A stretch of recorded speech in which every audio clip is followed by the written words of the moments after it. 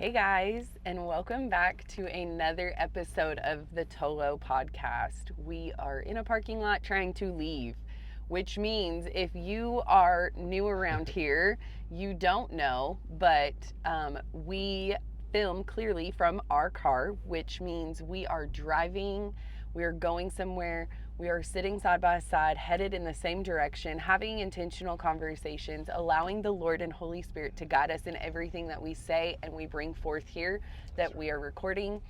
And truly, our heart is then to just, when we post this, it's not about views, likes, comments, none of those things. It's really just about leaving a legacy of encouragement. But really, truthfully, guys, our heart, if you don't already know, is to leave a legacy for our children.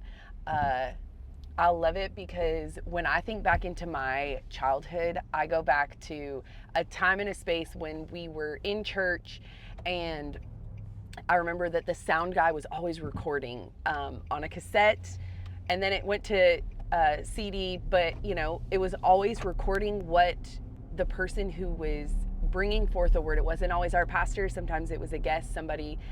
Sometimes it was somebody just in the congregation bringing forth something that the Lord had spoke to them and they were bringing forth. And I always loved it because my dad, especially, he was a sound guy for many years. And what he would do is he would re-listen to it all week long. And he would dive into and dissect the things that they were saying. And I loved it because he just modeled something that I then now, all these years later, am so excited to leave for our children. Obviously, when you're a kid, right, you walk with your parents, you see your parents, you see them in very crucial times, you see them in intimate times, you see them in the good and the bad, you have a different lens. And so I want to leave something for the next generation, for my own children, just to leave them with sound wisdom, advice, encouragement, knowing topics and conversations that maybe they missed along the way when they were growing up, but it just reignites something inside of them to encourage them to walk in what God has called them to. That's right. So That's good. That's today's intro. Wow. All right. Well, with that, Happy New Year. It is a new year. Yes. And if Year you're of the here, Lord's favor. the year of the Lord's favor, I love it. So if you are, clearly you're watching this, because if not, I mean, then you would never stumble across this. But we're excited that you're here, that you're listening, just believing and partnering in prayer, even if we don't know each other, for the things that God's going to do in your life. And we hope that today this just blesses you and helps encourage something that maybe the Lord has already given you. And that you're just maybe a little bit more timid to walk through, or maybe you just needed a boost of encouragement. Maybe your environment isn't always breathing life into you, so you feel like you're the one carrying the burden to be encouraging yourself, having to strengthen yourself in the Lord. So we just want to help partner with you and know that God is God and He's good. He's intentional and He loves us deeply, and He's always lavishing His grace and love and mercy all over our lives. So with that, the conversation we are going to have today in the car is we're going to talk about relationships and friendships. And I love it. I wrote a little thing. So we're going to talk about kingdom friends versus casual friends. The friendships that shaped you, the ones that hurt you, how to identify real community, how God sent the right people at the right time. I feel like this is a big thing for us. I think it is for most people. I don't think we're on an island by ourselves here, but well, yes, it's very biblical. I really feel like we have walked through many seasons of intentional people in our lives. We've had individually growing up pillars that now looking back, so thankful we had them in our lives as children growing up. I feel like we've had relationships that we've forced into our lives and allowed into our lives that God always uses, right, for His good, but like we're not necessarily the kingdom friends that were had the best of intention. There wasn't an actual relationship there. Most of the time I think, so something about Tim and Lindsay here is that you especially are very like drawn to people and people are drawn to you. I feel like you are one who really loves being friends with everyone or being acquainted with everyone in some capacity. Like you're very diverse in the types of people that you can like hang out with, have conversations with. You definitely are a chameleon in that, which is why I think the Lord is so amazing to like give you like a pastoral anointing and role. Yet I think there has been times that we can agree that we have jumped into relationships with people and they have not been with the purest heart and intent, and you just always saw only the good. So we've been hurt also. So relationships are hard. I think relationships are hard in today's day and age because we have this device that makes it to where we see what people want us to see. It's not always the truth. Or it might be some form of the truth, but isn't like completely the truth, right? Right. And so we have this misconception of how people really are. I think it's that way in the church at times. I think it's that way in the world. Like, I don't really care. We don't have to box it. Yeah. People are that way, right? We want only people to see the best of us. Instead of knowing that, like, yeah, God sees the best in us, but he also knows where we are. Yeah. And that it's always about growth. Well, yeah, I think if we get to, I mean, there's so much to unpack just with your intro and where you're kind of going. But I love where you started as far as intention. Mm-hmm. Because for me personally, if you want me to kind of expand a little bit, is like, I know my intention, mm-hmm. and it's to obviously love people, yeah. to reflect Jesus and see them as he sees them. Right. Now with that, I'm going to 100% agree with you that for a long time, that looked more like grace than grace and truth. Yeah. And that's where you come in, right? Like you balance me, you are my helper to even allow me to continue to grow and develop, right. and mature. So yeah, I think it's one, always knowing that it brings us back to alignment here first. Mm-hmm. And sometimes we want to be external and point the finger, and it's easier for us to prospectively see people's faults, where they fall short, mm-hmm. and then associate them with that. Yeah. And I think we've learned over the years, God, where am I, and where are you, right? Mm-hmm. It's this awareness, it's this intention of him, yeah. and being more like him, so that we understand how to test the spirit. Because I think I've learned, and God's graced me with an ability to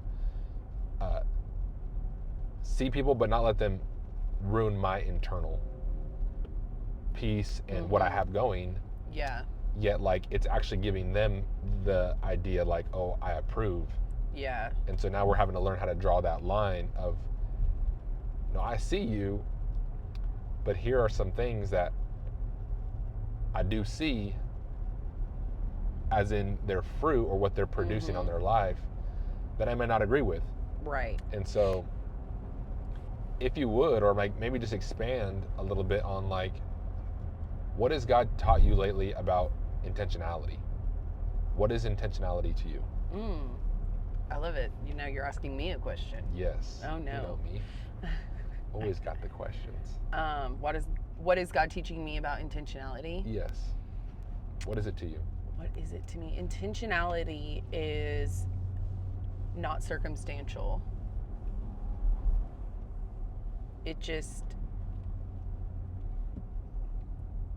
I know that it just is who he is. Yeah. It is just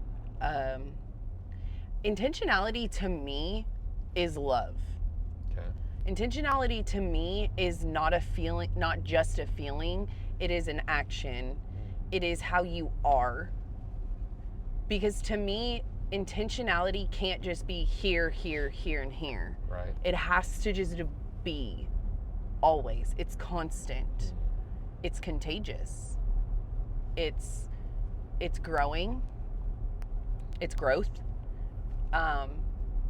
Intentionality is showing up.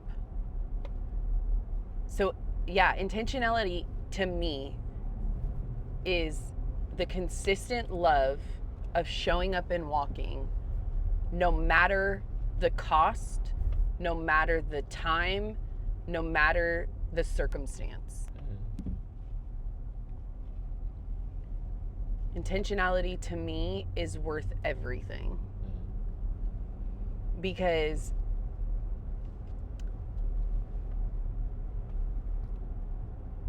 an intentionality is an action, is an emotion, and is a fruit to me.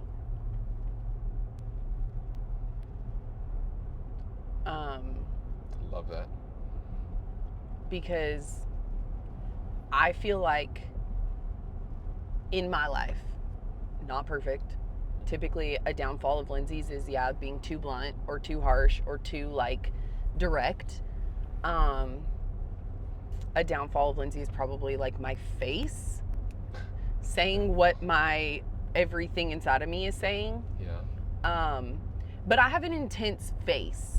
Like when I listen to our pastor, or even like when you speak, and maybe you can like say, I don't know, I've been trying, but like if I'm intently listening, like I'm probably gonna look like this. Like, let me listen to you. And sometimes I have to like remind myself, like, hey, soften your eyebrows. Hey, maybe like lighten your face up.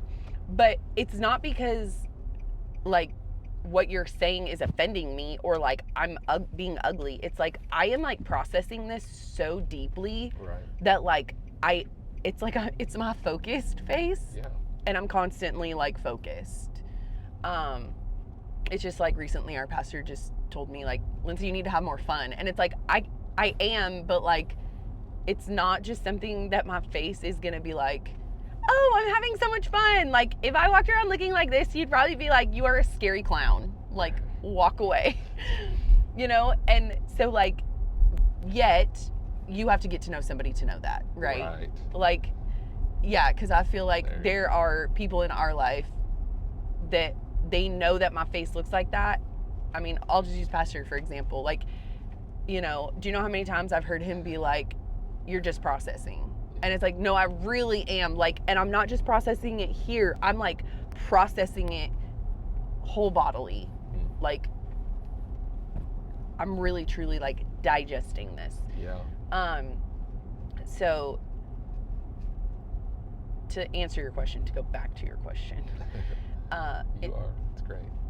Yeah, this intentionality of just like, God, it's just who he is. Like I can't, when he showed me that, when he revealed that, and he just continually reveals more of that to me, like I can't get that out of who he is. So therefore that's who I want to be. I want to be so intentional that like I'm hearing you, but while I'm hearing you speak, I want to hear the Lord speak as well, and what he's trying to teach me, what he's trying to give me to speak to somebody else, what he's trying to instruct me in, how he's trying to maneuver and guide me. That's his intentionality, you know? Right. And his intentionality is that he loves me so deeply that he's calling me into more things, greater things, revealing things, you know? Right. And to me, his intentionality is saying, my grace is sufficient for you. His intentionality is saying, I love you so much, I've placed you here, and I've placed these things before you, and you're gonna walk through these things, but I'm so intentional, I'm showing up with you. Like, do you actually believe that just this week, the Lord was showing me that, do you actually believe that I am who I say I am? By knowing and believing that I have gone before you, to be victorious. Not just him, it's for his namesake. So therefore, I am victorious in him and through him for his namesake, not for Lindsay's. And yet, even though I went before you, I'm going to come back and I'm going to walk with you through it. Right. Like, do you believe that I can do both those things? Okay, that now we're getting, this is where I wanted you to go. Right? Oh, great. Fabulous. Because I think for us and for so many, we interpret intentionality with control. Mm-hmm. They go parallel in our mind. Mm-hmm. So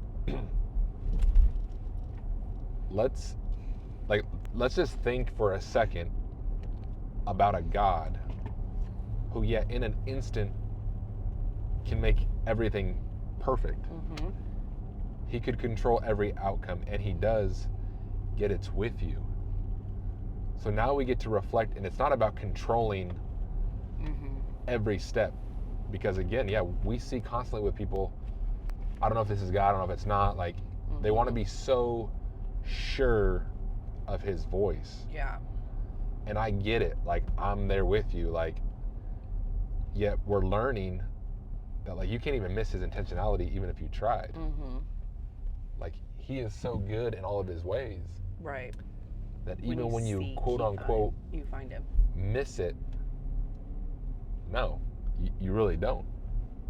He was there. Mm-hmm. And so now, like, in our relationships, when we interact, now it's like, yeah, God, show me what you have for this person. Mm-hmm. I want to see them in their wholeness, in their fullness, who you intended them to be. Yeah, because instead we go into relationships thinking, what can they do for me? There we go. It's this desire of like, oh, I lack community. I need community. Well, like, yes, you do, but what is the true intent of community? Why does God say we need community? Right. To point us back to him. Edify. Thank you. Right? That was the word I was looking for. And so it's like, no, but instead we want friends and relationships that comfort us, that make us look good, that have our back and are loyal. And it's like, sure, those are great things, but like, if they also can't instruct you, and if they can't speak truth to you and still love you through your faults and your lack, then like, that's not really truthfully, I mean, let's just call it what it is. That is not a Christ-centered relationship. Right. So how come we're so quick as people to be like, and as people I mean Christians, to be like, I should have done this. Bold. Love it. I'm bold today. To be like, oh, we have to be equally yoked in our marriage. Right? Yet, we don't feel that way about our friendships. And then we do, and we just like slap religion on it and be like, oh, because we're like-minded and we are comfortable in our like-mindedness, now we have great friendships because these friendships are equally yoked friendships. And it's like, okay, time out. Equally yoked means carrying a yoke, like heavy burdens, meaning you're gonna have to walk through some things with some people. You're gonna have to have some conversations with some people. You're gonna have to be able to know the lack, but know who they are in Christ.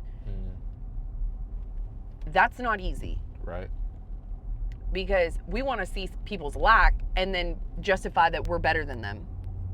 Or we want to see people for who they are and then cling to that and then like have their anointing and be like, oh, well, look, like I'm connected to them because of what they have. Right. Which is so wrong. Like, no, I'm connected to them because they have Jesus and I have Jesus and we just want more of Jesus. Like, why can that not be enough?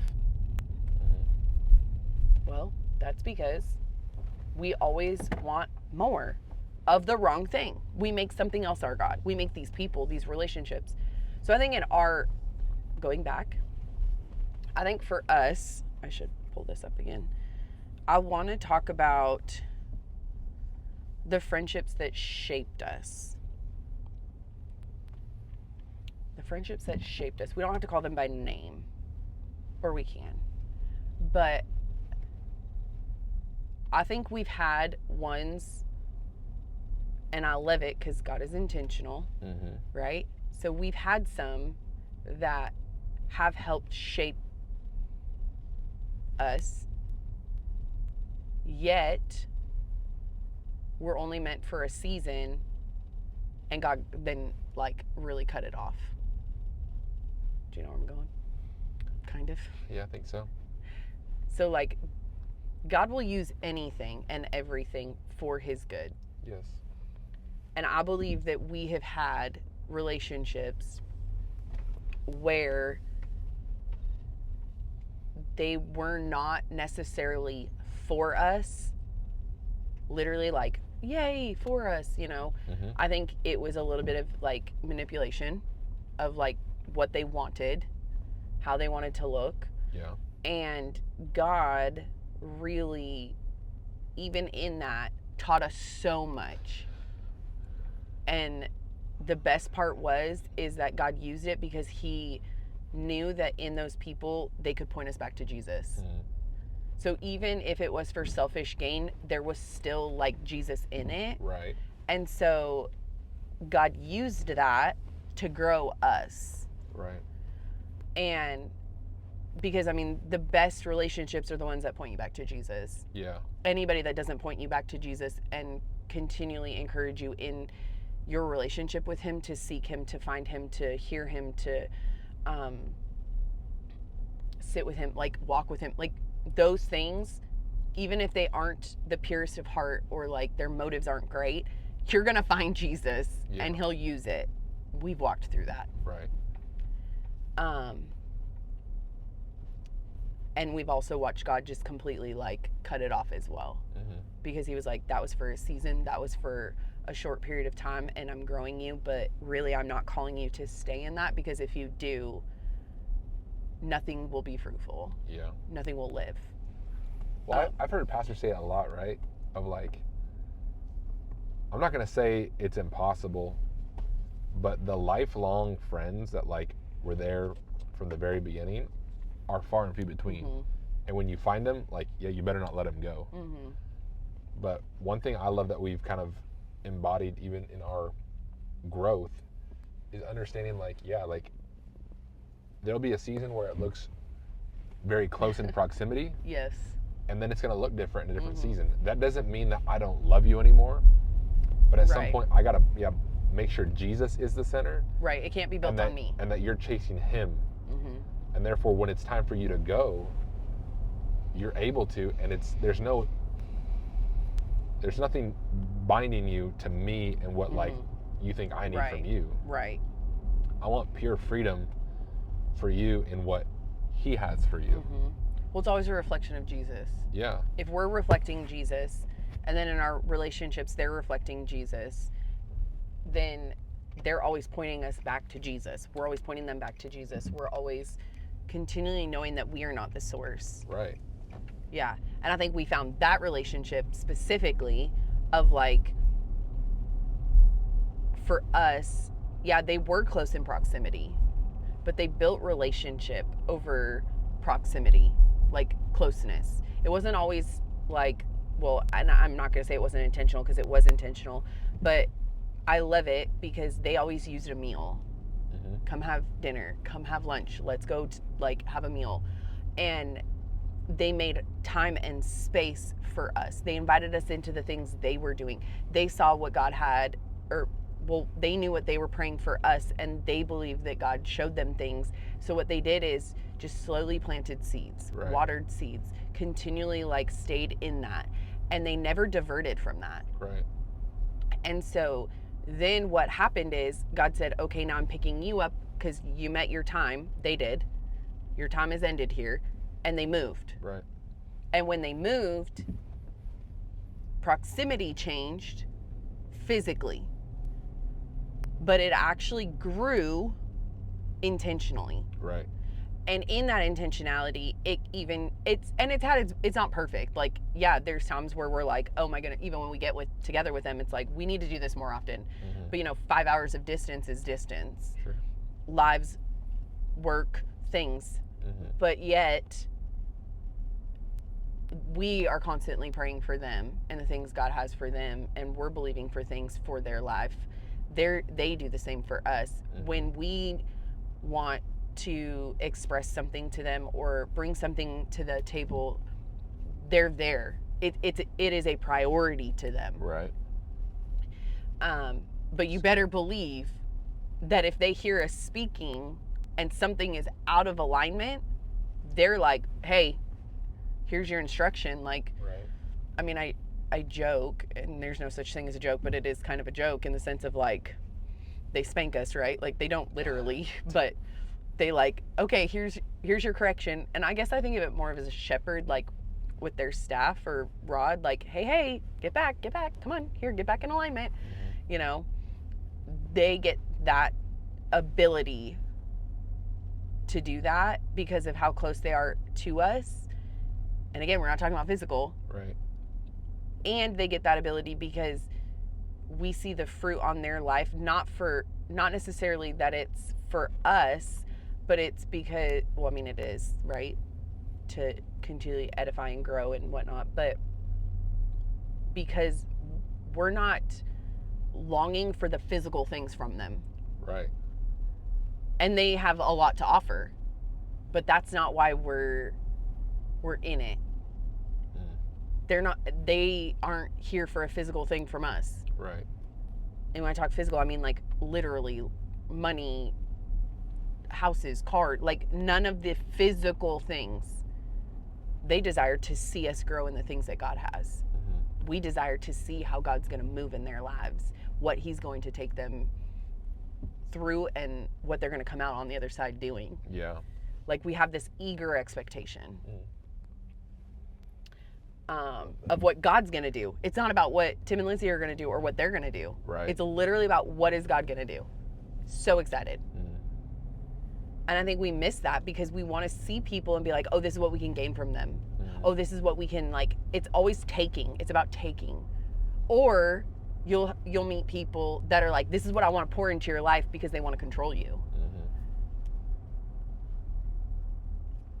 Relationships are hard. Are they? Well, they can be. Or do we just make them hard? We make them hard. That's good. Because yeah, like I learned, I'm just thinking about when we drove, and like, even for me, learning like, man, Lindsay, how are you so intentional? And like, what do you feel when you're being intentional? Because like, again, I mean, if you're not taught these things and you don't hear these things and you don't like ponder them for yourself, then like, it's kind of sad, but right, like you'll just like, it's almost like you'll never know. Yeah. And so, again, like just knowing what God is doing here and through this podcast, right? I just hope that this can, like, for one person, just point him to like, okay, what is the order and what does that look like? Yeah. Because for some, I mean, I'm just going to be kind of open, right? Like, it's not that I don't want to be like that. It's like sometimes I don't know how, because I'm more wrapped up in like the hugs and like, hey, how you doing? Like the instant, what you could almost call like gratification of like, no, I'm here. Like what do you need? But then if there's no intentionality of like knowing where you're trying to get and how I can actually help you get to where you're going, it's always going to be for the moment. Well, we know as humans, like that only lasts for the moment. Right. And so you have a God who knows the end from the beginning, yet only gives you what you need for the moment, yet it's him. So like, then, okay, now in every little moment, I got to be so intentional about and aware of where you are and where you're moving, that now I know your need. And not how I can meet it, but how God can meet it. Right. Right. And so yeah, I think when we talk about true kingdom relationships, it's kind of like a seed, right?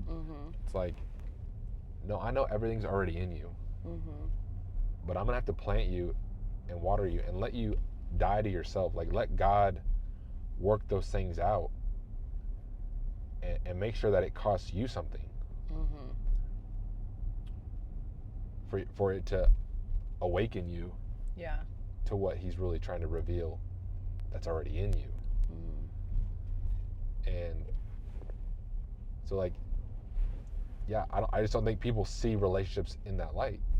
You're exactly right. It's more like, it's comfort. where are you at in life? Oh, do you have kids? Yeah, like, and it's built on the external things versus the deep things. Yeah. Right. I agree. I think in my life I can look back and I think I know where I'm gonna start because I don't want to. Yeah. Okay. So in my life, Okay. we're married. We have Mateo, or we have Bentley. We have Bentley. He's our oldest, and he's 6 months old at this point in our life.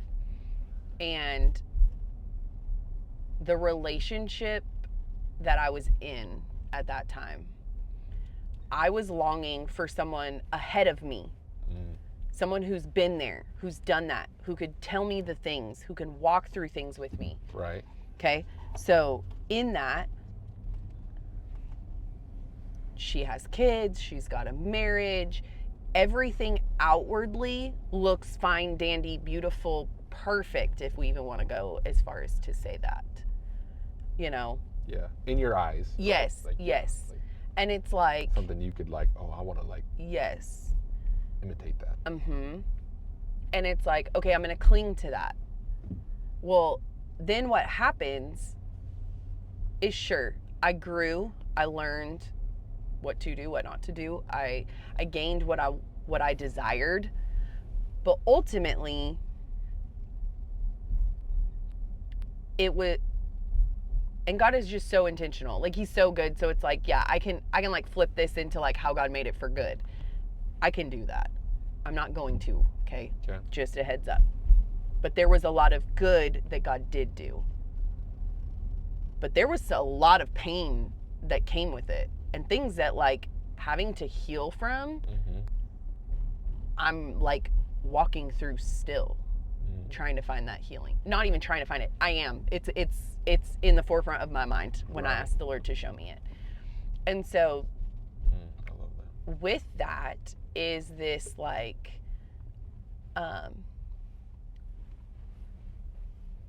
like, don't hit the man. Just kidding. But with that, I desired what I saw. Yeah. And I let it cost me things. And really, they were things that I shouldn't have. I should have protected better. Right. Or, yeah, if this friendship and relationship would have been more Christ-centered, more pointing me back to Jesus, more showing me who he is. Again, remember, I'm saying I'm taking the other side of this because obviously now looking back, I can see the things that God did. Right. But in the moment, it was like I was not getting closer to Jesus. If anything, it was the opposite. And there were things that I was mirroring that were really actually not as healthy as I thought. Right. They looked healthy on the outside, but they were not healthy like when you're in it. And so for me, it was just this, like, sure, outwardly it looked like a great relationship, but really it wasn't, or, you know, it should have been a great relationship, but really it wasn't. Is this making sense? Oh, yeah. And so, therefore, I know where you're at. that was then my, like, expectation in life. Yeah. So then I'm not really getting poured into, and I'm placing this person in a position to be my God, because I'm substituting who God really is supposed to be for this person, and that is not the intent. Right. That was never God's intent. And so then from there, I go into a relationship, a friendship with someone who is basically my age, right? I'm a little bit older, but not really. We're basically the same age, married, little kids. right? Mm-hmm. And then that's what I start to attract in my life. And then it was like, oh, this is what community is. But really, there was nobody holding me accountable. Really, we were just doing life together. And if we were going to complain, we were going to complain and sit in our complaining. If we were on a high, we were going to be on a high. If one person was complaining and one person was on a high, it was judgment. Right. Comparison. And that didn't last. Because again, it wasn't how it was supposed to be intended. Right. So as people, again, we didn't grow. It might have looked like we were growing, but we really weren't. Not truthfully. And so then these things become the pattern and the expectation for relationship. Yeah. That we're always longing for, because these people are not fulfilling what we want. But yet they're keeping us comfortable or suppressed. Right. One of the two. You're not getting, because really one of them was keeping me suppressed. The next one, I was just staying comfortable and or feeling like, oh, I'm doing great. Mm-hmm. Like I'm not that bad. Well, that's terrible. Right. Like fully not okay. And then it's like we walk into Tennessee and it's like all we desire is community. We're going to start over. We're going to surround ourselves with like-minded people, with good people, right. All of these things. And it's like, now you just made it over religious. You over spiritualized it. Right. Because then you're searching for it and really you're not finding any depth. Because then we found relationship, but it was never deep. And we were like, what is going on? Like, what in the world? Like, again, looks great on the outside, has the name, not the name, but like they just look great on the outside. They have the kids, they're doing things like you are, homeschooling, raising their kids well. They're good kids, like great marriage, like minimal living, yet no depth. Right. And like Jesus is the forefront of their life, but no depth. So then like, okay, now what, God? Well, like really the Lord is like, I am after you. Right. And if people can't help pull those things out of you and help you remember who I am, it is not a relationship for you. Because really, we're always longing for our relationship with the Lord. That is the relationship we long for. Right. We're just always supplementing it with something else, substituting it for someone else. So therefore, yeah, you find people, and I think you know who I'm talking about, obviously, because now I'm back at the same people. Like, yeah, they don't keep us comfortable, but they are the people that are going to instruct us. They're gonna edify us. They're gonna encourage us. Right. When we're the hardest on ourselves, they normally are reminding us, what are the wins? Hey, look up. Or yeah, just recently, like, hey, you're lacking in this area. And then comes to me and is like, did I hurt your feelings? Like, were you angry with me? And I'm like, no, absolutely not. Because I know who you are in my life and I know that you have a relationship with the Lord. And I love who you are. I love where you're going. And I love that you love me so deeply. Like, you are mirroring Jesus in my life. Right. You're not my Jesus, though. But God aligns it. Like, no, you want to know what?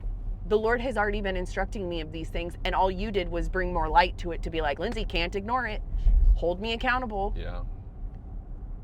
Because we want to live in a world where we don't have to be held accountable, which is then where we get this phone and social media and all of this and say like, oh yeah, we have a relationship, but really, no. Like, absolutely not. If I cannot hold you accountable, then like, we have nothing. Yeah. But we can take accountability and then want to isolate ourselves because we don't want that accountability because it makes us uncomfortable. Right. Or you have people that think that they should be the accountability and then they ruin you. I think we've seen all of that Absolutely. In our relationships. And so, yeah, relationships are hard, but again, God is so intentional that even in bad relationships, he teaches us and grows us. And he's always pointing it back to who he is. That's right. And so then, yeah, when you find the ones that are so like, man, I want to cling to these for a lifetime. Like, yeah. I'll never let go. You never let go, but you also realize that like your relationship looks different through different seasons. Yeah. And that's okay. Because now you're willing to go through the hard things. Mm-hmm. Like, what is if I know that you have my back through the hardest thing, like, that's where it's built. Right. And your relationship doesn't change. Right. Yeah. So, like, yeah, like you're saying that, it's just so good of, like, no, it might hurt a little bit, it might sting, but I know their intent. Yeah. And what it's going to produce. Mm-hmm. So from there, it's going from glory to glory. Well, and I love it too, because them in our life, right? I'm thinking about, like, they never elevate themselves. Mm-hmm. And they very well could. And they don't have to. They don't. They don't, because they know who they are. Like, and that doesn't and I think define. we honor it well enough to know, like, no, this is who you are. You're right. And so I think sometimes in relationships, people just want to be elevated instead of, like, no, I don't have to make myself sound better than I am. And I also don't have to make myself sound worse than I am. Yeah. I think it's a hard concept for people to understand of, like, let me instruct you, but I'm not trying to do it out of a sense of, like, pride. Right. Well, I think when we come to the table and we're like, oh, life's so great, we're so perfect, we don't fight, we have these amazing children, I get up at 5 a.m., I read my Bible, the Lord speaks. Like, when we start, like, throwing these things out at people and saying that, like, this is who we are, and so therefore, like, this is the expectation, then yeah, why would anybody want to come to us and be like, oh, you're a normal person who, like, goes through hard things and, like, has issues, or you have a lack? Like, no, instead we want to make ourselves look perfect, and, oh, this is how we show Jesus' love, is through our perfection. And it's like, no. Now, I'm not saying just tell everybody all of your trash. Right. We have to find very specific people that we can, like, talk to and confide in, but, like, also know that they're not going to leave you there. Because if they leave you there, then what good is that? Yeah. Hey, you keep flowing. I'll be right back. Oh, Mylanda, I can't do that. Yes, you can. Talk to myself. This is going to be... I'm here with you. This is going to be great. How do you talk to yourself? This is awkward. I'm going to love it, because I know some of you who watch this are going to text me after this comes out, and you're going to be cracking up. But anyway, I guess we'll pretend this is Jesus in the seat. Yeah, I think for me, what I have learned in my time of relationships, and this is where I actually really wanted to start, was with sports.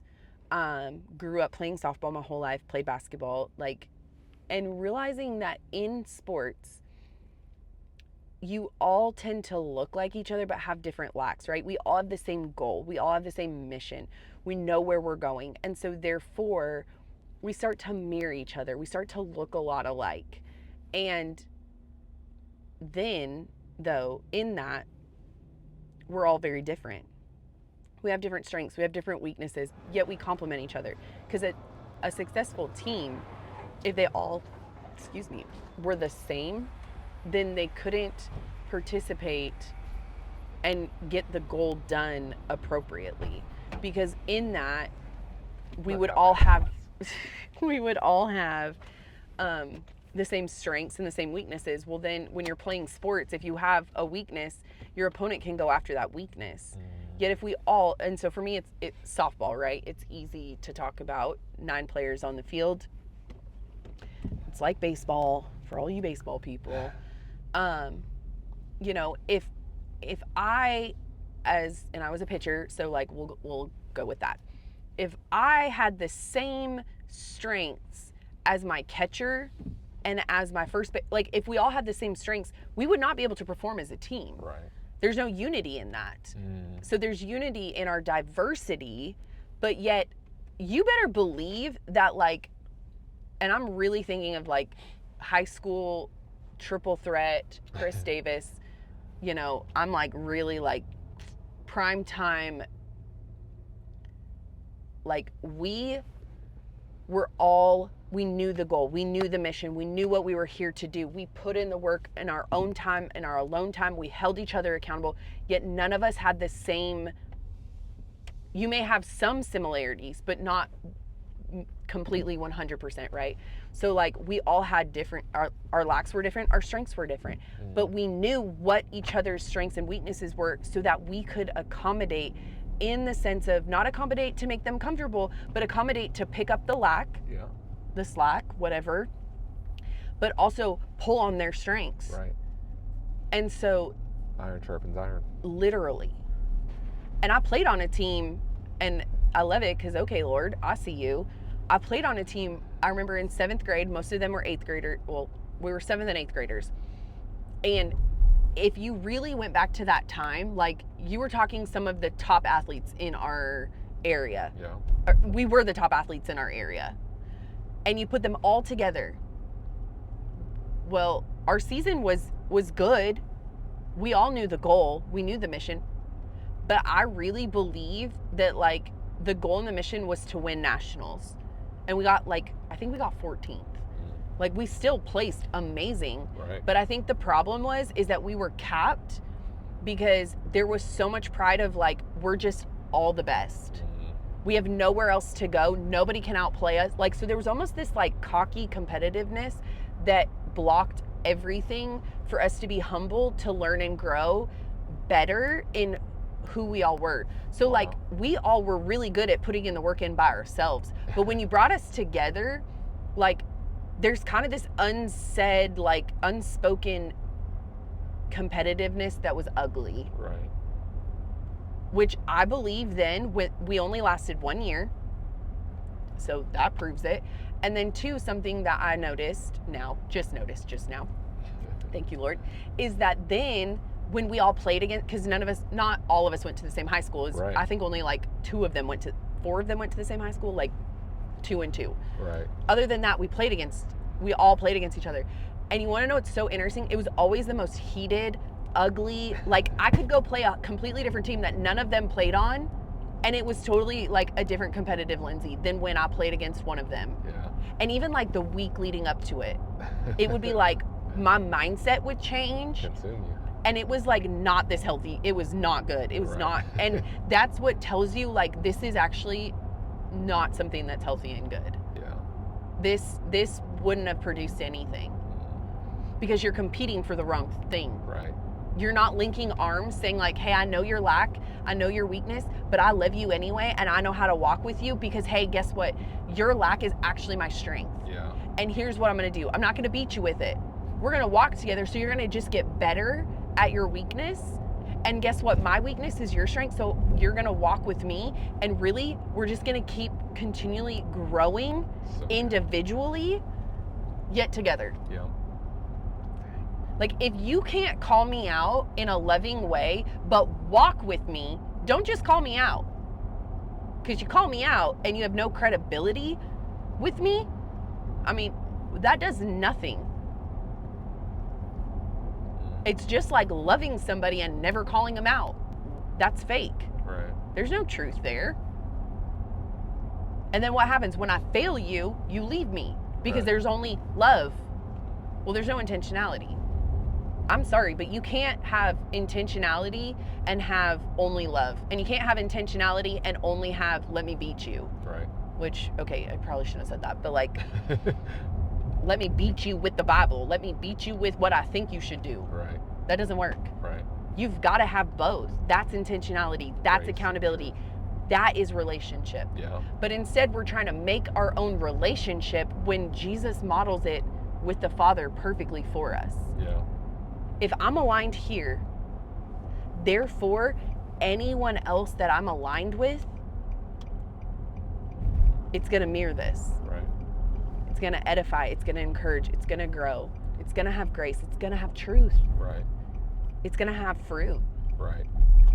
But anything that is not aligned here first, and I'm just trying to have dominion over you as a person, or use you for something that I desire, even if it's selfish and internal. Oh, I like hanging around this person because they make me feel better about myself. I've literally heard that out of the mouths of people. I hang around them because they make me feel good about myself. And it's like, that is so not okay. Like, that should be red flag. Because, like, you're not helping them. You're actually hindering them. Right. You're holding them in their stuckness. Right. You're pushing them in their stuckness. My words. Yeah. Well, like, yeah. So what? You only feel good when you're around them? Right. Like, so, I mean, I get the kind of the concept, right?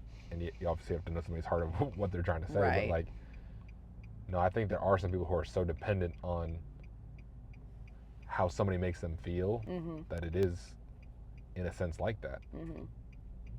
Yeah. So I think how to identify real community. This is my take on it based off of experience. Okay.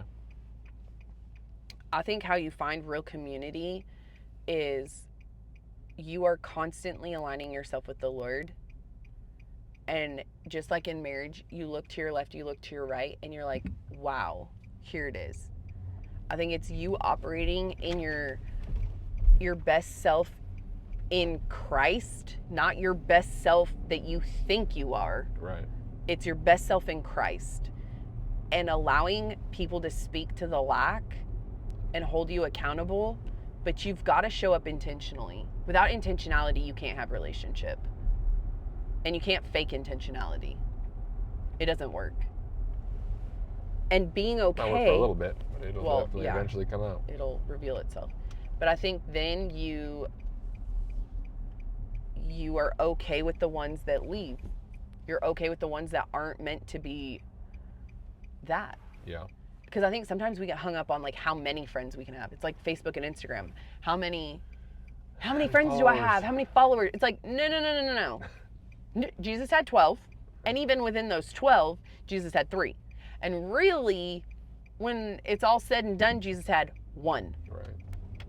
So like, who is your 1? Who is your 3?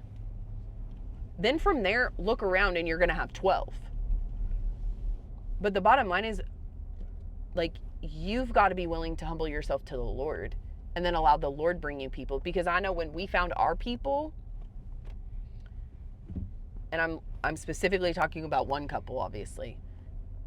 It's not like, yes, we were looking, but I don't ever remember being like, that's who I'm looking for. Right. It was like all of a sudden I looked up and it's like every week we're having dinner, Saturday night dinner. For the last 3 Christmases, we've spent time with them. Like, you just look up and that's where you are. Yeah. It's not this, yes, there's intentionality of planning and scheduling and making time and space and the capacity and room to be with them. Right. That's not what I'm talking about.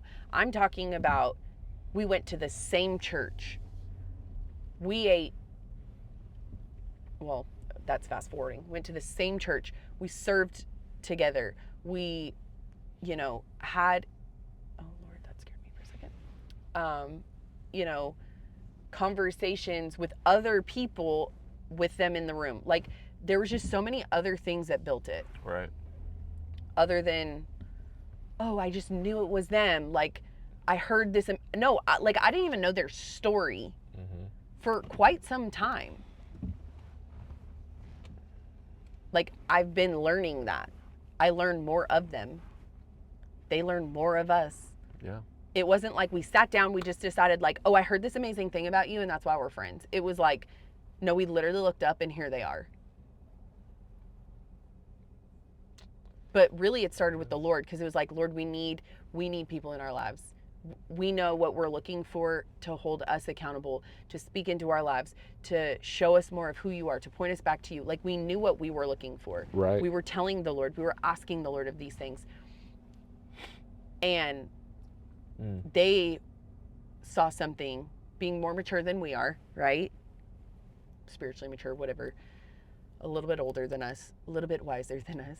Like, they could see something in us through the Lord. So it started with God. It was never us forcing anything. Right. It wasn't they heard a prophecy over our lives and then they were like, hey, I want to cling to that, but really I want to cling to you. Because then it was built on falsehood. Well, you don't know me. Now you're just trying to pull something from me and call it relationship. That's not true relationship. Yeah. Yeah. I think people get this false, like, yeah, like that you're building it. Because we'll ask questions like that, like, yeah, who's your circle? Who are your people? Who's your, hey fam? You know, and I get it, right? But I think when you really surrender to God and say, God, I need you to bring the right people. I need you to place me in the right place. It's something that, yeah, as you're walking through, it just feels right. Like the peace and the joy that comes from it. That's where I believe it's His exceedingly abundantly more than you could ever ask, think, or imagine comes in. Yeah. It's supernatural in a way. Not something you're trying to force and be like, yeah, hey, we're the same age. Hey, you know, right. We got the same common, you know, interests and like, yeah, I think the most powerful thing is like the unity that comes through diversity. So I love knowing that, yeah, they don't, even though we enjoy so many of the same things, it's kind of like in different ways, you know. So then when it becomes to me like an adventure. Right. It's not how do we look the same. Right. Outwardly. Yeah. It's, yeah, pull me into some discomfort and let me grow, knowing that, like, yeah, you're not going to leave. You got my back, you love me, and here we go. Right. So I think a big thing too to realize is that, like, you're gonna have seasonal friends. You're gonna have seasonal growth in that. But knowing that, yeah, I think finding your like lifelong people are just like marriage. It could very well be once in a lifetime. Well, marriage is a once in a lifetime thing, but your friends very well could be as well. Yeah. Like that closeness of proximity with friends, in depth of relationship. But knowing that in each season somebody's gonna, because God is who He is and is intentional with us and always calling us closer to Him and refining us and perfecting our character, He's going to put people in your life to like challenge things in you, even if they're toxic relationships. And He's going to grow you in things and give you opportunities to speak to things. And knowing that, yeah, like I know in my life, like I have friends that are my age, similar, like kids. I mean, our kids are older than theirs, but yeah, like they don't live here, yet we all bond. And I mean, not that you're not friends with the husbands, because you were, but when our relationship started getting amazing, we all moved. Like we didn't just move, one of them moved too, and one stayed. So now all of us live in 3 different states, yet if I need to call one of them, like I can. Now, there's one that I can go to with very specific things, and there's another that I can go to, like going through our business and whatnot. Like there's one that she's done that. Her and her husband have successful businesses. They're small business owners. They know how to differentiate between friends and business. Like they know a different realm, right? And they can help us and instruct us in that. And then we can be free with them, as in like, yeah, we can talk about God, we can talk about sports, we can talk about kids, we can talk about whatever, and like it's great. And it's fine, like no limitations, right? No judgment too. And then we have, you know, the other ones are basically the same as well, but like, yeah, if we want to go deep in a conversation, like if we really want to hit something hard, or if we have questions about ministry or anything in that realm, like, yeah, they're people that they're one of my first calls. Right. Like if I need encouragement, like I am typically calling her. Right. Now, does she give me comfort? Sure. But does she also like remind me of things? Yes. Right. Same age. Well, again, it's the concept of like, let the nose be the nose, the eye be the eye. Like it's okay that they're different. Yes. Yeah, like we're all part of one body. So then we have some of the same commonalities all within it. Right. Right? Like, no, that gifting is strong within you here. So let's stay there. And not putting like, they're typically not the ones I'm going to go to for parent advice. They normally come to me for parenting advice, right? And not that I wouldn't, but Right. like most of the time I don't have to, Right. you know? And so, and then it's like, yeah, these other friends that we have don't have kids, but have been around kids enough to see things. Right.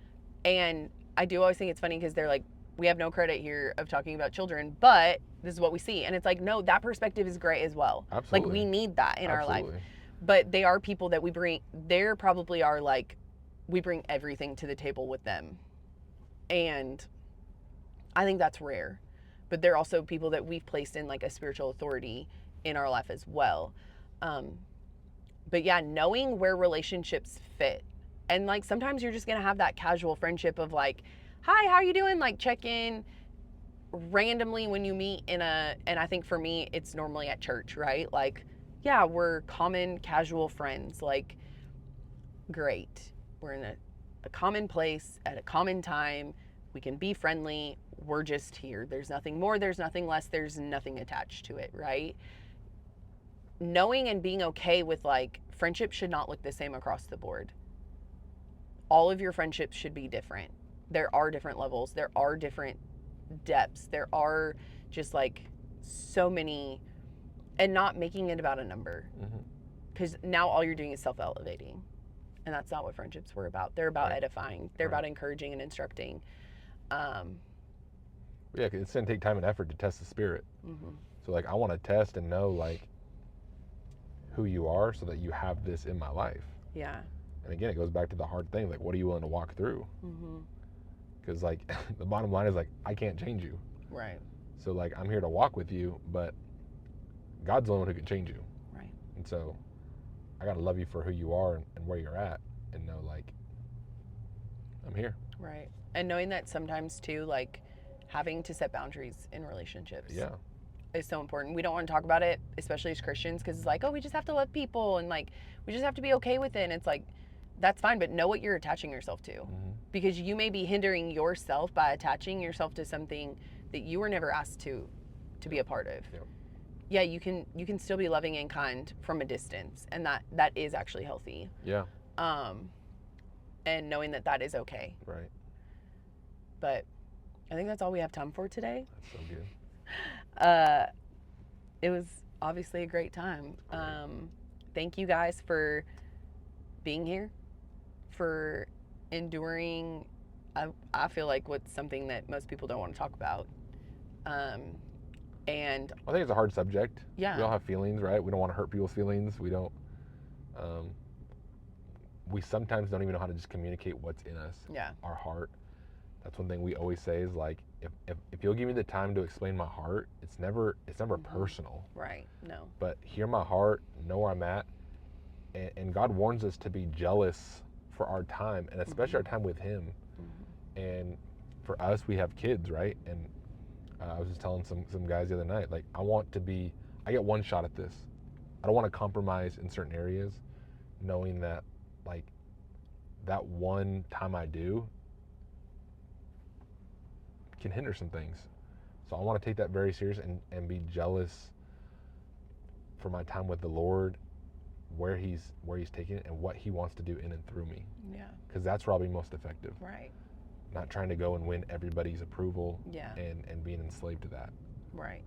Like it's me and Him first. I was designed and purposed with one thing. Right. And that's to have a relationship with Him. And from there, let things flow.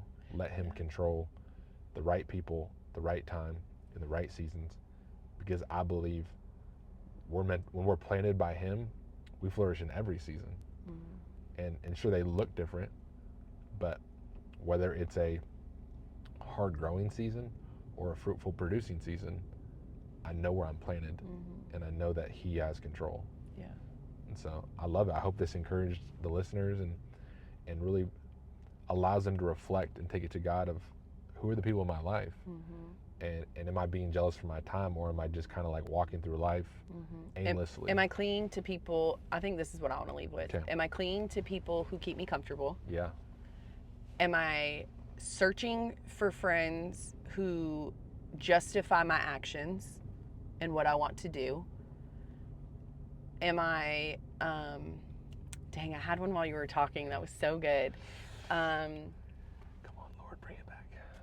Oh, am I searching for approval? Yeah. Because if I'm searching for approval in somebody, that's wrong. Like, and that should be a red flag too, of like, this is not a friendship I should have. Yeah. Or this is not what I should be putting on the friendship. Mm. Because if I'm searching for approval, like, that is not the authority we should give somebody. Yeah. But I think when we do that, we give them all of the authority then to, I'm having a moment, a Lindsay moment. Okay, Lord. Because then we hand over our joy. And we hand over our right to be who God created us to be. Because we're searching for somebody's approval when God has already approved us. That's right. Signed, sealed, delivered, stamped us. Like, yeah, we're not perfect, but we're always being perfected in him. And so, yeah, if our relationships aren't pointing us back to Jesus, if we can't be our truest self with them, if we have to hide, be comfortable, long for their approval, I think those are red flags of like, okay, time out. What is this relationship to me? And like, Lord, I need you to intervene, and not being afraid of like what could happen, but knowing that like we are constantly supposed to grow others closer to Jesus, not closer to me. Right. So that's what I'm going to leave with. That's so good. Some reflection. Yeah. I know we've had to do that a lot, and it's not easy. So don't think that we've said like we've figured it out and it's cake. Like, no, it's very difficult. It's very hard. We've gone around the same mountain quite a few times. We have been an Israelite. This is for sure. Wandering. Because we don't want to hurt people too. I think at the core of it. Yeah.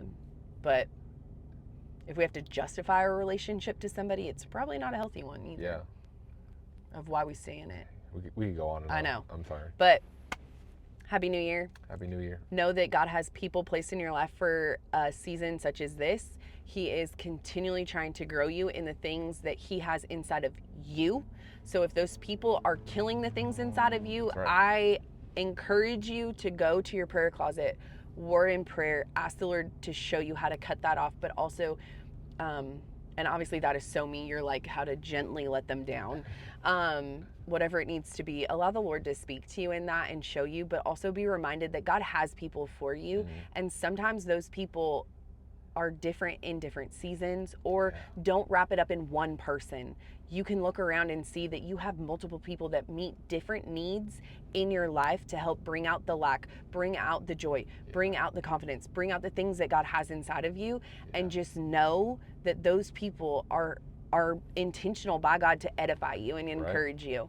Because he's good and he loves you, and ultimately they're in your life to bring you closer to God.